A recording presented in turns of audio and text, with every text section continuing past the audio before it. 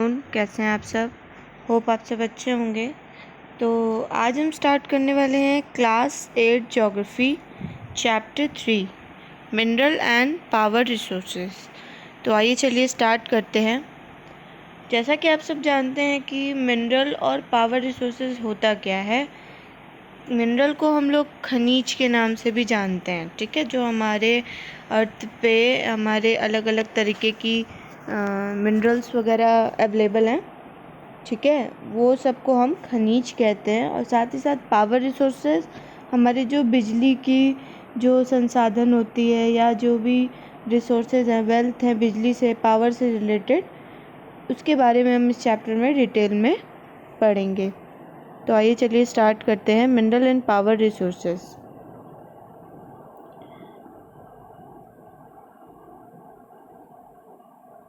किरी was visiting Sukant in his native place. Kiri जो है वो अपने किसी के साथ, सुकांत नाम के लड़के के साथ, वो अब उसके बर्थ प्लेस पे गई, ठीक है, जो कि दानबाद के पास था, नियर दानबाद। किरी और सुकांत दोनों ही अपने बर्थ प्लेस पे गए।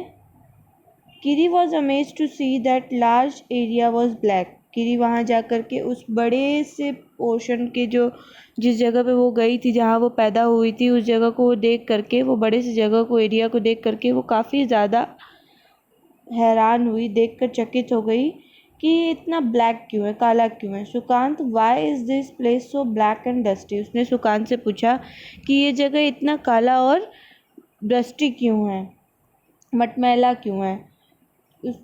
शी आस्क्ड, उसने सुकांत से पूछा, this is because of the coal mine near by. तो सुकांत ने कहा कि ये इसलिए है क्योंकि पास में ही कोयले की यहाँ पे खदान है, मतलब जहाँ पे हमारे कोल को निकाला जाता है, कोल माइन किया जाता है, उसको हम कोयले की खदान भी कहते हैं।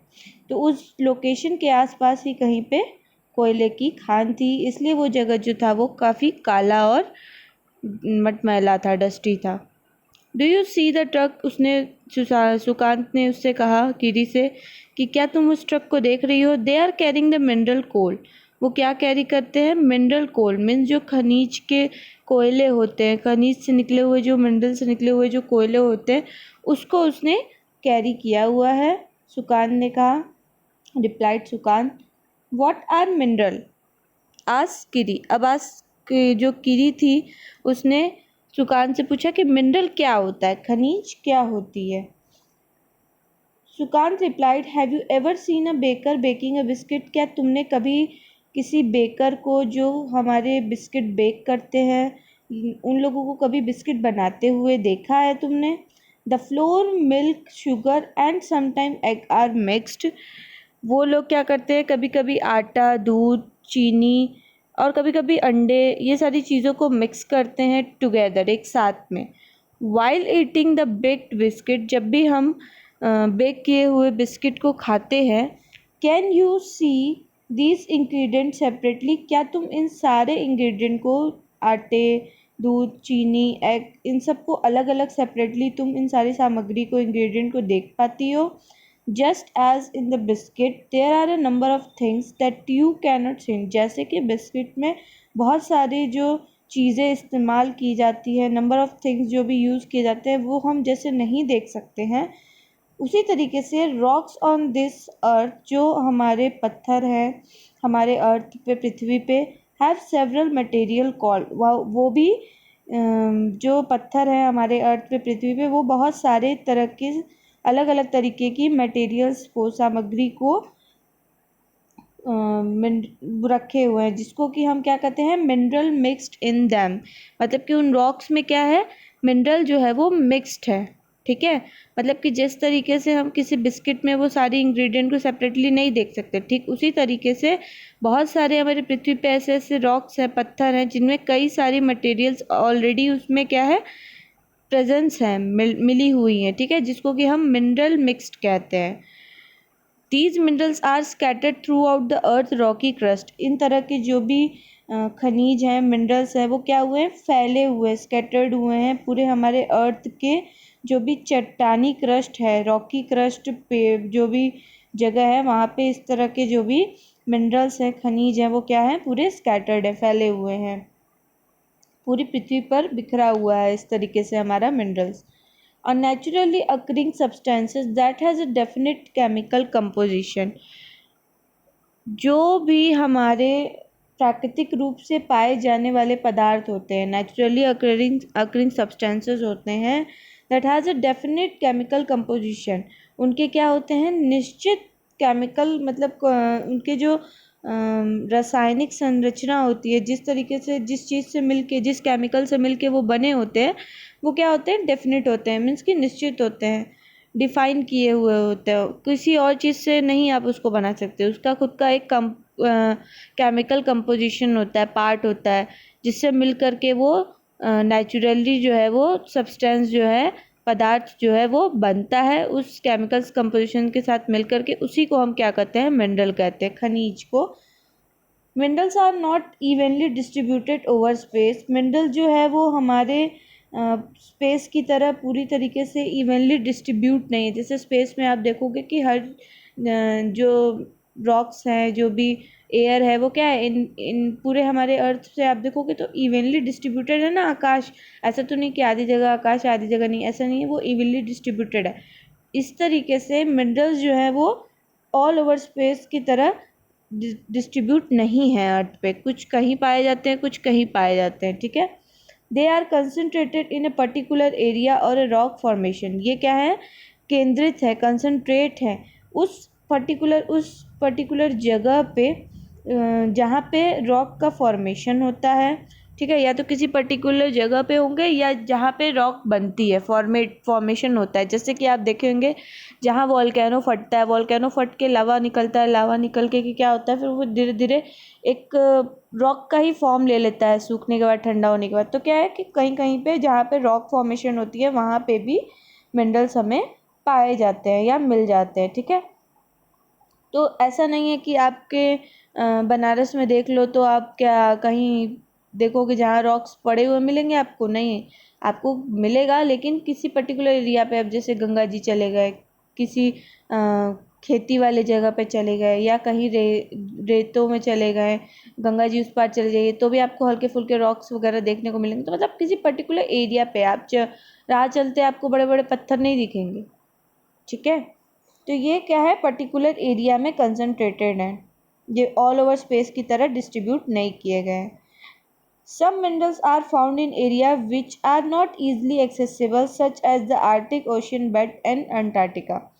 कुछ मिनरल्स ऐसे भी होते हैं जो पाए जाते हैं उन एरिया पे, उन जगहों पे जहाँ पे ईजिली हम उसको एक्सेस नहीं कर पाते, या ईजिली हम उसका यूज़ नहीं कर पाते, उस तक पहुँच भी नहीं पाते, या वो हमारे तक नहीं पहुँच पाता। जैसे कि आर्टिक ओशियन के बेड पे, मीन्स कि जो हमारे आर्टिक ओशियन है, समुद्र है जो भी, उसके बेड पे, सतह पे जो सारी रॉक्स पाए जाते हैं उस तक हम लोग पहुँच नहीं पाते। आप ओशियन कितना गहरा होता है, आप ओशन के अंदर इतना तो जा नहीं सकते, बहुत मुश्किल से ही क्या होता है कि वो एक्सेसिबल होता है, और इतना आसान नहीं होता कि उस रॉक्स को हम, मिनरल्स को हम इजीली पा सके। तो कुछ ऐसे भी मिनरल होते हैं जो ऐसी जगह पाए जाते हैं जो इजीली हम उसको एक्सेस नहीं कर पाते, यूज़ नहीं कर पाते, हमारी रीच तक नहीं होता। जैसे कहाँ, अंटार्कटिक ओशन के बेड में और अंटार्कटिका में चले जाइए, वहाँ से पानी ही पानी है, आपको कोई अंदाज़ा नहीं लगेगा।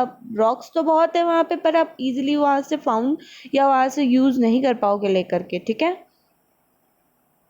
Minerals are form in different types of geological environment, जो भी खनिज होता है, मिनरल्स होता है, वो कैसे बनता है, अलग अलग तरीके के जो भी हमारे जियोलॉजिकल इन्वायरमेंट है, जो भी हमारे भूवैज्ञानिक, हमारे जो भी पृथ्वी से रिलेटेड जो भी इन्वायरमेंट है, उसके अलग अलग डिफरेंट टाइप्स जो होंगे, जो भी इन्वायरमेंट का अलग अलग टाइप होगा जो कि कैरी करता है अलग अलग कंडीशन पे। जैसे कहीं पे आप देखोगे कहीं बहुत ज़्यादा गर्मी है, कहीं बहुत, रेगिस्तान में चले जाओ आप केवल गर्मी गर्मी मिलेगी, थोड़ा सा आप नैनीताल और कश्मीर ये सब चले जाओ ठंडा ही ठंडा है। तो क्या है, ये सब कंडीशन पे, उस इन्वायरमेंट की कंडीशन पे डिपेंड करता है कि वहाँ का मिनरल कैसा होगा, ठीक है। ये नहीं है कि अगर आपको जो रेगिस्तान वाले एरिया में जिस तरीके का आपको मिनरल मिल जाए, जिस तरह का आपको रॉक मिल जाए, वही आपको कश्मीर वाले जगह पे भी मिल जाए, ठंडी जगह पे, ऐसा पॉसिबल नहीं है। मिनरल्स भी अलग अलग तरीके के होते हैं और वो अलग अलग डिपेंड करता है उस पर्टिकुलर एरिया के इन्वायरमेंट और उसके कंडीशन पे, ठीक है। जब उस जगह का कंडीशन जैसा होगा उसके हिसाब से ही उस जगह का आपको वहाँ पे इन्वायरमेंट देखने को मिलेगा, उसी तरीके का वहाँ पे आपको मिनरल मिलेगा। जैसे कि आपने पीछे फर्स्ट चैप्टर या सेकंड चैप्टर में आपने डिटेल में पढ़ा था जब, तो वहाँ पे क्या था कि दो लोकेशन की बात की गई थी, दो फैमिली के बारे में बताया गया था। दोनों जगह पे क्या था, वहाँ की सॉइल्स के, जब हम लोग सॉइल के बारे में पढ़े थे पिछले चैप्टर में, तो वहाँ पे आपने देखा था ना कि सॉइल किस पे डिपेंड करता था, उस पर्टिकुलर एरिया के इन्वायरमेंट, वातावरण जो भी था, वहाँ का जो भी जितने भी वहाँ के एटमॉस्फेयर थे उस पर डिपेंड करते थे कि उस जगह का सॉइल कैसा होगा। उसी तरीके से ये मिनरल के ऊपर भी अप्लाइड होता है। मिनरल उसी तरीके का होता है जिस तरीके का उस जगह पे इन्वायरमेंट, उस पर्टिकुलर एरिया में जैसा एनवायरमेंट वहाँ का कंडीशन होता है, जैसा जियोलॉजिकल इन्वायरमेंट होता है उस पर्टिकुलर एरिया का, उसके हिसाब से मिनरल्स हमारा डिफरेंट डिफरेंट टाइप में बनता है, ठीक है। डिफरेंट डिफरेंट टाइप का मिनरल अलग अलग जगह पे हमें पाया मिलता है उसके कंडीशन के हिसाब से। They are created by natural process without any human interference. अब जो भी मिनरल हम पाते हैं कहीं से भी, वो क्या है, अपने आप क्रिएट होता है, ठीक है। उसको कोई इंसान जाके या इंसान का किसी तरह का हस्तक्षेप, इंटरफेरेंस नहीं होता उसके मिनरल के बनने में। उसमें क्या होता है, वो अपने आप ही नेचुरल प्रोसेस से, ठीक है, प्राकृतिक प्रक्रिया से ही जो है हमारा ये सारा मिनरल जो है वो बनता है, बिना किसी इंसान के किसी तरह का इन्वॉल्वमेंट डाले हुए, ठीक है। They can identified on the basis of their physical property. आप सारे मिनरल्स को क्या कर सकते हो, पहचान सकते हो, आइडेंटिफाई कर सकते हो उसके फिजिकल प्रॉपर्टी के बेस पे, ठीक है। जैसे कि मिनरल अलग अलग तरीके के होंगे, अलग अलग तरीके का खनिज होगा, तो उसका अलग अलग कलर होगा, अलग अलग उसका डेंसिटी होगा, उसकी कठोरता, हार्डनेस उसकी अलग होगी, और उसकी केमिकल प्रॉपर्टी भी अलग होगी, और साथ ही साथ उसकी सॉल्युबिलिटी भी। बहुत से मिनरल क्या रहते हैं ना कि वो घुल जाते हैं, उसके अंदर घुलनशीलता होती है, वो उसको आप पानी में डालो वो घुल जाएंगे। पर कुछ ऐसे होते हैं, कुछ की ऐसी केमिकल प्रॉपर्टी होती है जो पानी में नहीं घुलता या किसी केमिकल में नहीं घुलता है, ठीक है। तो कुछ ऐसे होते हैं जिसको केमिकल के अंदर डाला जाए तो वो घुल जाते हैं। तो ये डिपेंड करता है कि जो भी आप मिनरल फाउंड कर रहे हो, आप खोज रहे हो, वो डिपेंड करता है कि आप उसको किस तरीके से पहचानो, उसके कलर, डेंसिटी, हार्डनेस, उसकी केमिकल प्रॉपर्टी और उसकी सॉल्युबिलिटी के हिसाब से ही आप उसको पहचान सकते हो, ठीक है। अब क्या है, अब ऊपर आप इस पिक्चर के अंदर देखो, जैसे इस कोल माइन को आप देखो, ये किस तरीके से पूरा ऑल ओवर जितना भी एरिया है इसका क्या है, पूरा काला काला है। क्यों? क्योंकि उसके अगल बगल जो है कोयले की खदान है, तो जिसकी वजह से क्या है, पूरी डस्ट जो है वो हर जगह फैली हुई है। तो ये पूरा ट्रक जो है कोल माइन को, मतलब कोयले को हमारे इकट्ठा करके ले जा रहा है। तो क्या ये सब क्या है, खुदाई के थ्रू कोल को निकाला जाता है, माइनिंग की जाती है। तो इस सब जगह पे, पर्टिकुलर एरिया पे आप जल्दी रहने वाले लोगों को बहुत कम देखोगे, और देखोगे भी तो एक जहाँ माइनिंग होती है उससे थोड़ा दूर लोग रहते हैं, और आप देखोगे कि उस के एरिया में अगल बगल पूरा एरिया जो है वो आपको डस्टी, मटमैला और काला ही देखने को मिलेगा। और काफ़ी ज़्यादा यहाँ पे बहुत, जैसा नहीं है कि अगर आप इस चीज़ को वहाँ उस पर्टिकुलर एरिया में देख रहे हो तो आपको दूसरी जगह पे भी वही चीज़ दिखेगी, नहीं। ये बहुत रेयर जगह पे जहाँ पे कोल माइनिंग होती है, जहाँ हमें कोल का पता होता है कि हाँ ये मिलेगा, ये बस वहीं पे आपको देखने को मिलेगा। हर जगह आप कोल माइन नहीं देखोगे, ठीक है। तो अब जैसे कि आपको पता चल गया कि मिनरल जो है वो अलग अलग तरीके का होता है, आप उसको आइडेंटिफाई कर सकते हो उसकी कलर, हार्डनेस, डेंसिटी और इवन उसकी केमिकल प्रॉपर्टी के हिसाब से, ठीक है। अब बात करते हैं कि कितने तरीके का टाइप्स ऑफ मिनरल्स होता है, मीन्स कितने प्रकार के हमारे खनिज पाए जाते हैं या होते हैं, ठीक है।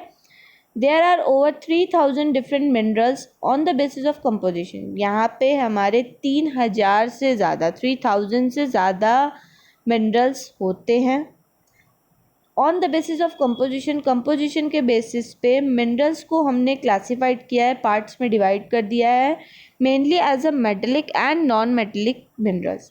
मीन्स कि जो भी उसकी बनावट है, रचना है, ठीक है, वो उसके ऊपर जो है मिनरल को क्लासिफाइड कर दिया गया है दो फॉर्म में, मेटेलिक और नॉन मेटेलिक। मीन्स कि हमारे धात्विक और अधात्विक खनिज के नाम से इनको डिवाइड कर दिया गया है। अब आइए देखते हैं कि मिनरल्स को जब यहाँ पे दो तरह से बांटा गया, मेटेलिक और नॉन मेटेलिक, फिर मेटेलिक के अंदर दो पार्ट्स दे दिए, फेरस एंड नॉन फेरस, ठीक है। अब फेरस और नॉन फेरस क्या होता है? फेरस वो होता है जिसमें लोहा होता है, ठीक है, जो लौह कहलाता है। फेरस को हम किस नाम से जानते हैं? लौह के नाम से, मतलब उसको हिंदी में हम क्या कहते हैं? लौह। और ये क्या होता है? नॉन फेरस अलौह होता है, ठीक है। तो फेरस और नॉन फेरस आपको पता चल गया, लौह और अलौह। लौह वो होता है जिसमें लोहा होता है, लोहा पाया जाता है, और जो नॉन फेरस होता है उसमें हम लोहा नहीं पाते। तो ये हो गया क्लासिफिकेशन ऑफ मिनरल्स, क्लासिफिकेशन हो गया। जैसा कि आप यहाँ साइड में देख रहे हो कि do you know a rock is an aggregate of one or more minerals but without definite composition of constituent of mineral. जो पत्थर होता है, रॉक होता है, वो क्या है? एक या एक से ज़्यादा मिनरल्स को अपने साथ एग्रीगेट, इकट्ठा किए रहता है, पर बिना किसी के, बट विदाउट डेफिनेट कंपोजिशन। किसी एक मिनरल का ऐसा नहीं है कि बहुत सारे मिनरल्स उसके अंदर है तो वो किसी एक का डेफिनेट हो, डिफाइन किया हो उसके कंपोजिशन को, उसके पार्ट्स को, ठीक है। ऐसा नहीं होता है मिनरल्स का। भले ही वो दो तरह के मिनरल्स को कंसिस्ट करता है, अपने अंदर एग्रीगेट इकट्ठा करके रखता है, पर ऐसा नहीं किसी एक पर्टिकुलर का कंपोजिशन आपको पता हो, नहीं। तो क्या होता है ये?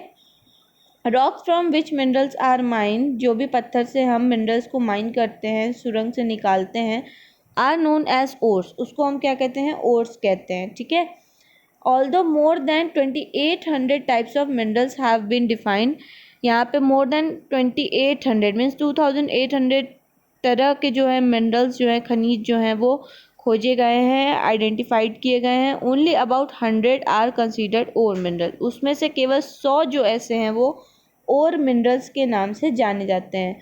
और को हम ऐसको भी कहते हैं, ठीक है। तो कहने का मतलब कि भले ही 2800 तरीके के आपको खनिज मिल जाए, मिनरल्स मिल जाए, पर और मिनरल जो होता है वो कुछ ही होते हैं। जैसे उसमें से केवल 100 तरह के ही जो हैं वो खोजे गए हैं, कंसिडर किए गए हैं और माइन, ठीक है।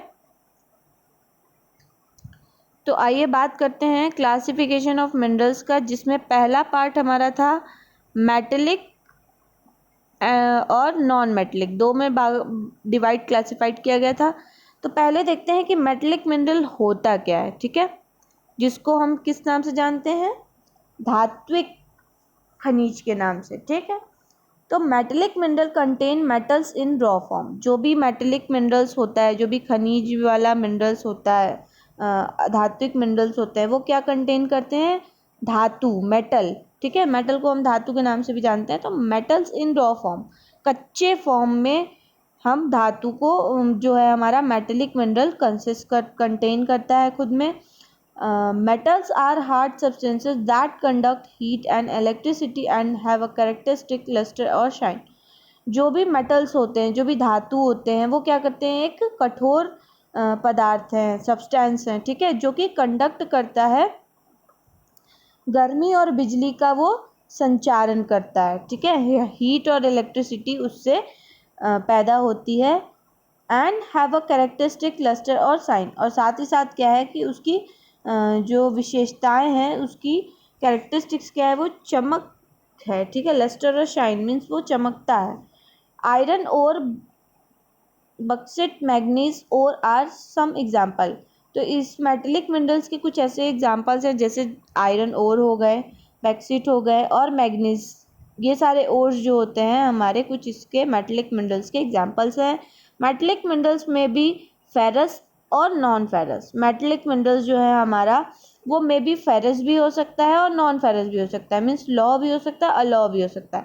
फेरस मिनरल्स लाइक आयरन और magnesium and chromides contain iron. Ferrous minerals वो होते हैं जिनके अंदर क्या होता है हमारा? फेरस मिनरल्स क्या होते हैं हमारे, जिनके अंदर आयरन और मैग्नीशियम एंड क्रोमाइड्स कंटेन किए रहते हैं आयरन्स को, ठीक है। ये सारे जो होते हैं आयरन और मैग्नीशियम और क्रोमाइड, ये क्या कंटेन करते हैं हमारे आयरन को।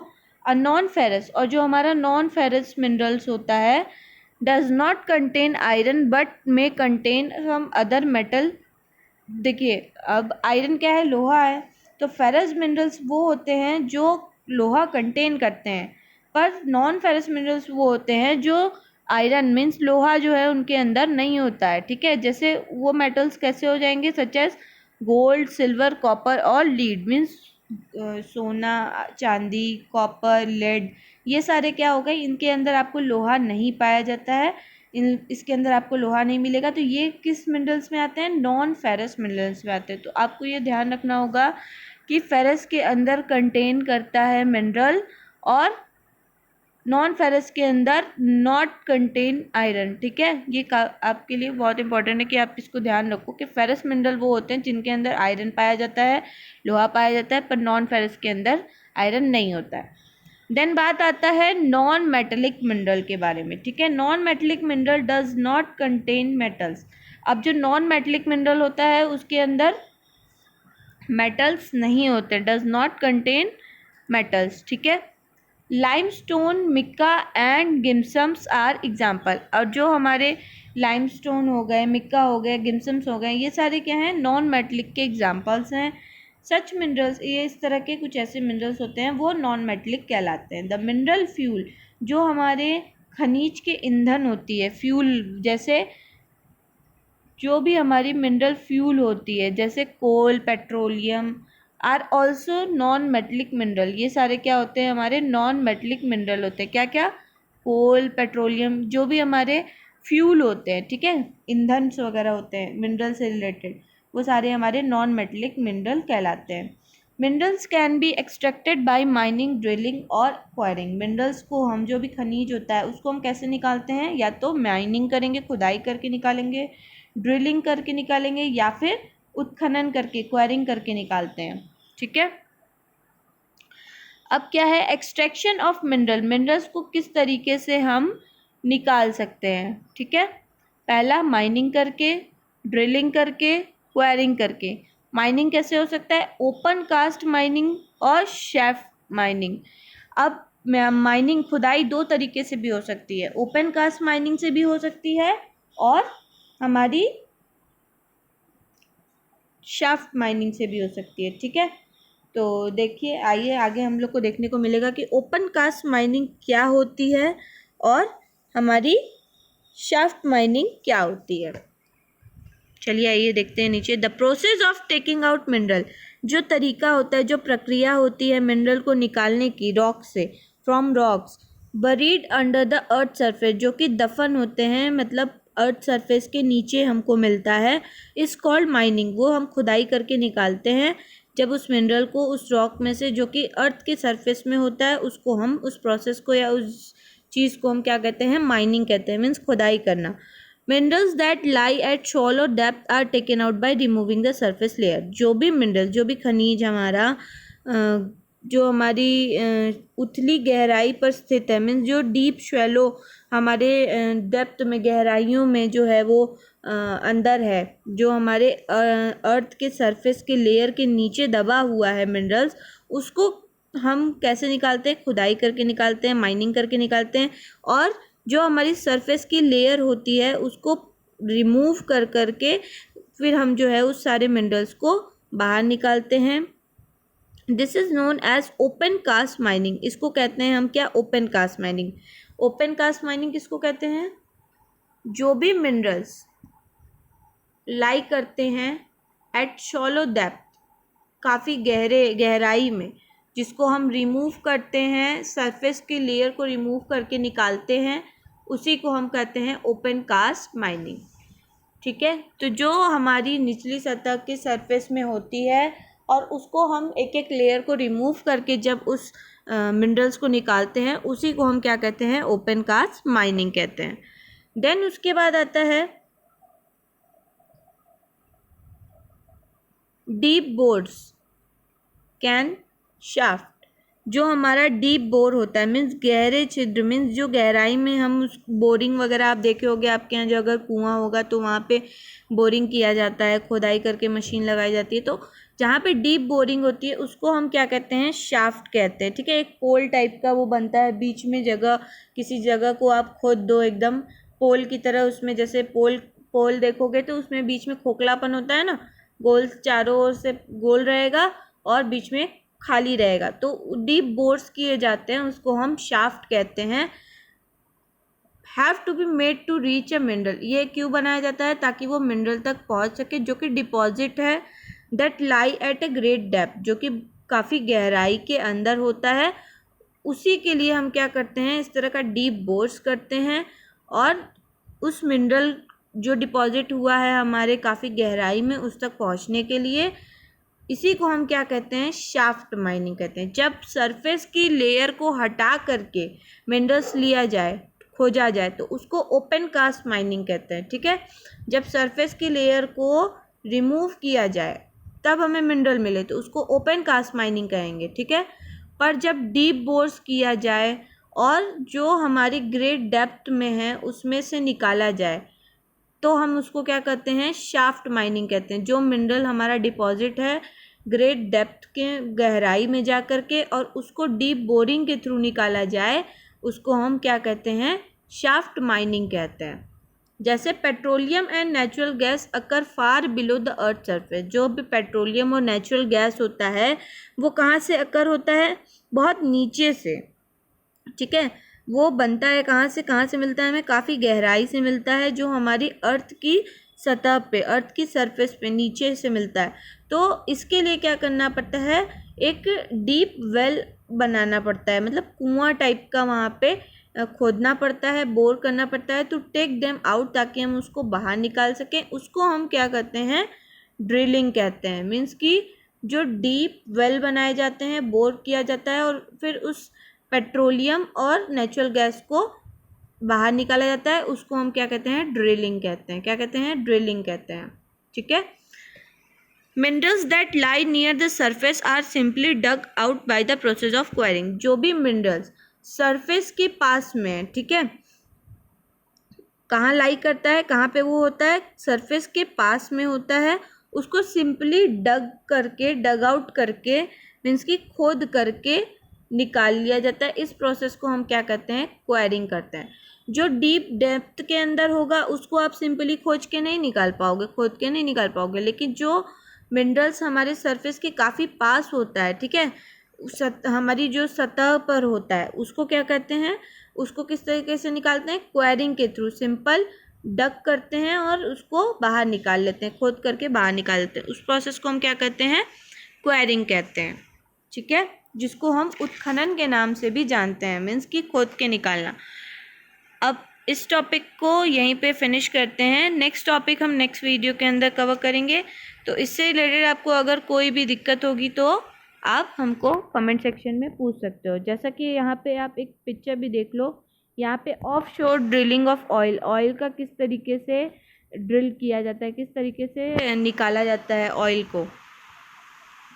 देखिए कितना गहराई खुदाई किया गया है, उसके बाद जा कर के उसके अंदर पूरा डीप वेल बनाया जाता है, उसके बाद ड्रिल करके तब जा कर के लोग यहाँ पे तेल निकाल पाते हैं। तो इस तरीके से हम आपको यहाँ बताएं कि ड्रिलिंग कैसे होता है। तो थैंक यू सो मच। आपको जो भी इशू होगा वो कमेंट सेक्शन में आप पूछ लेना। Thank you so much.